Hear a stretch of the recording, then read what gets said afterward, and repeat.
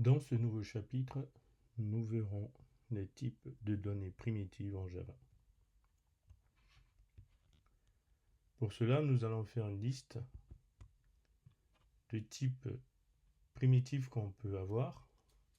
Alors le premier, il s'agit d'un booléen. Dans notre cas, il s'agit d'un booléen. Alors le booléen peut prendre deux valeurs.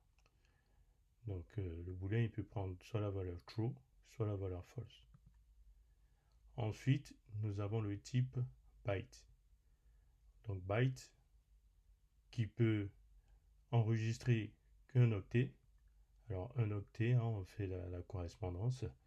Ça correspond à 8 bytes.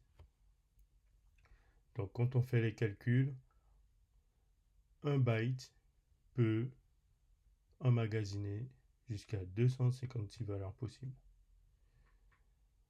Pour le char, il peut emmagasiner plus de 65 000.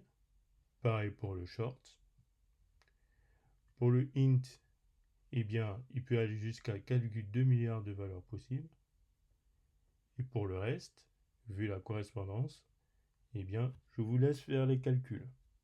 Donc, pour récapituler, les types primitifs qu'on a, eh bien, on a le booléen, on a le byte, on a le char, le short, le int, le long, le float, et pour finir, le double. Donc, ça sont les types primitifs. Pour les types objets, on verra ça un peu plus loin.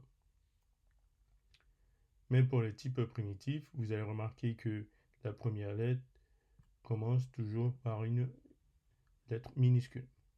Mais pour les types objets, ça commence toujours par une lettre majuscule qu'on verra par la suite. Alors là, nous avons appliqué l'affichage classique system.out.println pour afficher l'ensemble des valeurs possibles. Donc on va voir dans le output ce que ça affiche.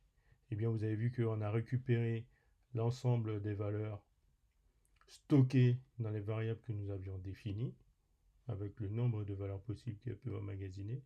Et ensuite, nous avons récupéré chacune de ces valeurs déclarées, chacune de ces variables déclarées et initialisées dans la fonction pour l'afficher au niveau de la console. Donc vous voyez que là,